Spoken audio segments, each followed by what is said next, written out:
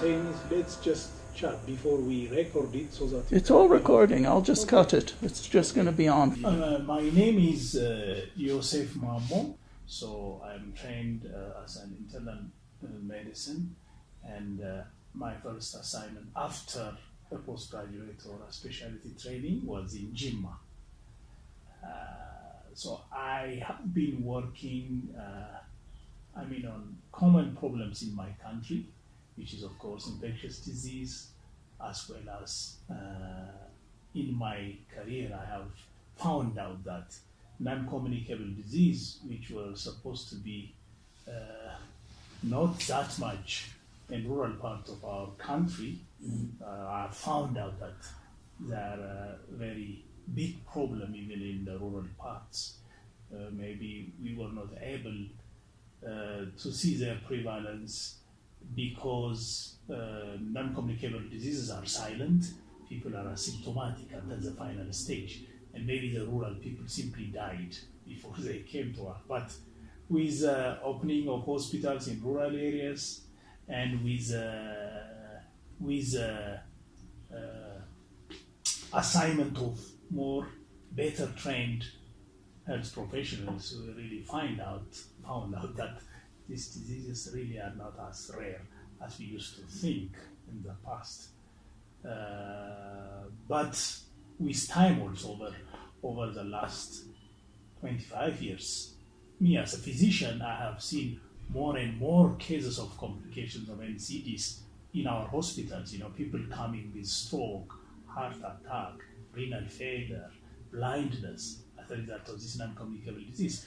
And I would feel, you need to do a study, a epidemiological study, but from general observation, you obviously see a rise in this complication, which we have not seen before, which we see now. It is good to see it as rural and urban. There are a lot of factors here. Now, first, if I talk about rural people, I think most of the factors that affect the prevalence or the incidence in urban and rural areas may not exactly be the same. When you talk about rural areas, I think people may be living longer. The services are getting to them. They are traveling and they are coming to hospitals, so they are better diagnosed than they used to be. In the rural part, which may be different from the urban, maybe, infectious diseases are also the cause of some non-communicable diseases. For example, if you take rheumatic heart disease, infection is implicated. So there is still more infection in rural parts, because of the access to health and so on, no lack of early treatment. There are also other diseases like liver diseases. The background is infection also. Respiratory diseases, exposure to smoke, because most of the people use indoor fuel and they live in the same room at their kitchen. So these factors are there. So more people living longer, exposed for these infections, like hepatitis for liver disease or streptococcal infection for rheumatic heart disease, and smoke for COPD and other respiratory problems. This may be the things that operate more in rural parts. But when you see the dynamics in urban part, as I said, this is what is globally accepted as, as people get to the urbanized, they are more sedentary, their dietary lifestyle, they are not as active as rural people, so weight increment is there. Smoking, young people coming from rural areas start smoking quite early when they are out of control of their parents. They drink. This is similar to the Western life, what we call to the Western lifestyle. So this is more important in urban rise of NCDs, while these are not really the exact factors in the rural areas. People are still farming, they don't have access to many of the diets in the cities like oil and probably sugar. When we get rid of infections, and when we live longer, other issues are coming. When we say tropical disease, what any doctor would understand is you're referring to infections in general, tropical disease. Many people think of malaria, TB, schistosomiasis, leishmaniasis, and so on. Non-communicable diseases also have sometimes different features, and I think diabetes, which you mentioned, is a typical one. It's not just the same manifestation as in the West. Sometimes, you would expect people to be obese to have type 2, but they are not that much obese. Now, in the West, a diabetic with type 1 or an insulin-dependent diabetic would come with a crisis called DKA. They start to use their fat as in place of sugar, but that is toxic, and they come in crisis, in coma, and very sick. But our patients, rural patients, they are insulin dependent. They come very thin, but they don't come with this crisis, toxic crisis, for example, which they don't, because they don't have fat. You see, they are thin, but once you start to treat them with insulin and they gain weight, next time they come with ketoacidosis. So now I think the concept of tropical diseases would expand to non-communicable diseases because of the fact I told you some and many important non-communicable diseases, including a lot of cancers, have infections at the background. And there is still a high rate of infection in developing countries. In fact, they say it's a double epidemic. The developing countries are they are struggling with infectious diseases, and on top of that, there is an expansion or explosion of non-communicable. Societies pass through mostly the technologies, modern medicine, and a lot of other development come from the West. It is a societal development stage, a technology stage. Some of our society is still traditional, which the Western has been sometimes, some hundred or few centuries ago. So that's what we are seeing in Ethiopia. So in the urban area, more you see influence of Western technology development affecting the culture and the patient's perception. But in the rural part, you see still the intact traditional mindset. As medicine developed, particularly in the 19th century, and when we discovered that infections are caused by microorganisms and we could see them, then our vision became a bit narrow.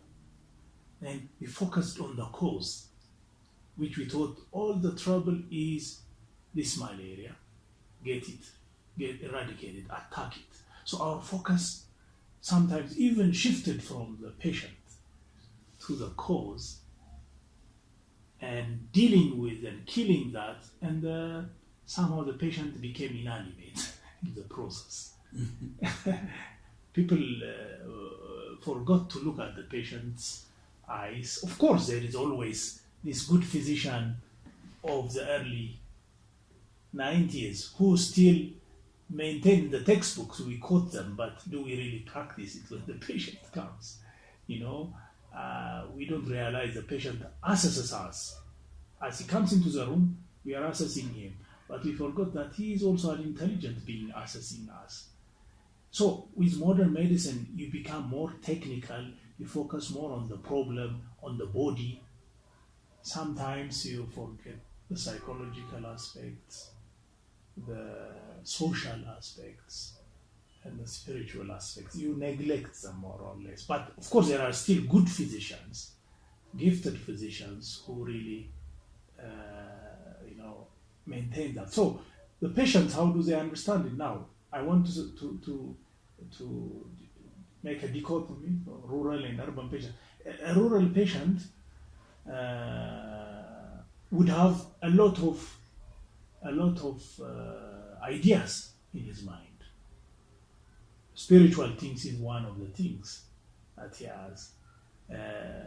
You might think it is because of evil eye, it is because of a bad wish from his neighbor, or a curse, or some degent, because of some how do you say degent in English? Some spell. Yeah, spell, curse. So when he comes to you, to a physician, he's going to say, when you ask him, what do you feel? What's your problem? And a surprising reply to a physician who's trained in the Western mindset is, the physician says, you tell me, you are the wise man. That's what he tells you. And you get confused. What is he talking about? He has to tell me the symptoms. And to me, the symptoms are the signposts that will lead me to the disease and the cause. That's how I am trained. So, but he's considering me like a witch. But the witch doctor, it's a different one. The traditional physician or the witch doctor talks with the patient. Does not directly ask him what's his problem. Talks the psychological aspect, takes more history, and finds out what's troubling him. Then he gives him the solution, probably not as an exact solution, but the patient takes it as a solution, and his problem sometimes is resolved. But from the physician, modern trained physician, wants data, analyzes that data, synthesizes, and then arrives at a diagnosis. And most of the time, it is limited to the body and the theology. And but of course, there are still in the training to consider all these things that the wise quack or the wise witch doctor does. This complexity of human beings and understanding. So then you slowly tell the patient, okay, I will find out, but you have to tell me some information as well. So sometimes reluctantly they start to tell you, because they would have felt better if you found out without them speaking anything, just touching them, and that is a kind of thing. That's their expectation for you to just understand as a wise man. Important point. Yeah. But once you start, another difference is an urban person would not say that. He would start telling you. But an urban person would have a problem describing his symptoms. But surprisingly, the rural people are far better in describing their symptoms once they are convinced. For example, if you tell them what kind of pain it is, then the urban guy just gets confused. It's pain. But the rural people are more descriptive. They say, it cuts me like a knife. It just make you laugh. It pounds on me. It says, it cuts me like with a sword. Funny things. It cuts me, it burns me like pepper. Or, very descriptive and very, very artistic. If you say human, I would understand either as pain or as a disease. Yeah, the same. Yeah. But when you say, you're saying two things at the same time, just like Mədhānīt. That's why some deeply religious people and sometimes have this problem. They have a conflict because the medication is Mədhānīt and their religion is Mədhānīt. So they go into comparison and they have difficulty, conflict. So they say, I would not be truly faithful if I take this medicine when I have my Mədhānīt, the holy water or their God. So now we are having dialogue, especially the HIV epidemic has created that dialogue between the medical community and the religious leaders. And we are sitting down and saying, everything that comes in the world, including man's wisdom, is created by God. How can it conflict? And it is the will of God for us to use our knowledge to invent clothing, homes, cars. So this kind of discussion are coming, and some faithfuls are convinced and coming to take their medicine on one hand and take their holy water on the other. Obviously, modern medicine cannot and does not answer all questions, does not solve all problems. Healing is something, different for me. Healing is you can still have the disease, but it can be controlled and you accept it and you live in peace like any healthy person. To me, you are healed. Cure, of course, is the disease has not disappeared from your body. So this is very confusing. They come to us and we tell them we can control the disease from overwhelming you and going into crisis, and we can also control it and prevent or delay complications that come from the disease. So this is absolutely confusing. It is play of words. So they say, can you cure or not? If you don't cure, then I'm going to holy water.